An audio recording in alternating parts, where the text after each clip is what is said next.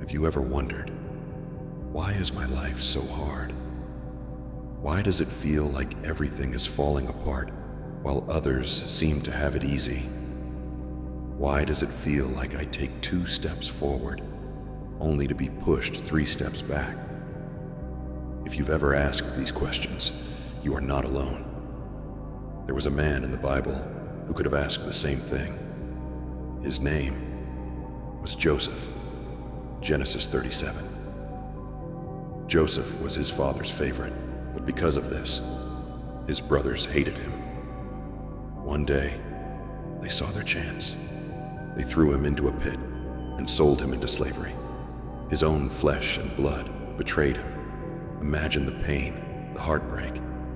One moment, Joseph was free, dreaming of the future. The next, he was shackled, alone, being dragged to a foreign land. Maybe that's how you feel.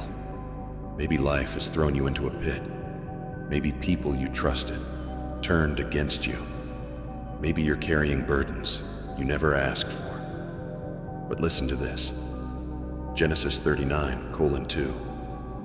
But the Lord was with Joseph, even in the pit. God was with him, even when he was falsely accused and thrown into prison. God was with him, even when he was forgotten by the very people he helped. God never left his side. Romans 8:28. And we know that for those who love God, all things work together for good. Joseph didn't see the full picture, but God did. The prison was not the end of his story. The pit was not the end of his story. What seemed like setbacks were actually setups for something greater. Genesis 50:20. What you meant for evil, God meant for good. Years later, Joseph went from prisoner to second in command over all of Egypt. The very people who betrayed him bowed before him, just as God had promised. The pain, the waiting, the struggles, it all led to the purpose that God had for him. Maybe you're in the pit right now. Maybe you feel abandoned, hurt, forgotten. But hear me, this is not the end of your story. Jeremiah 29:11. For I know the plans I have for you, declares the Lord.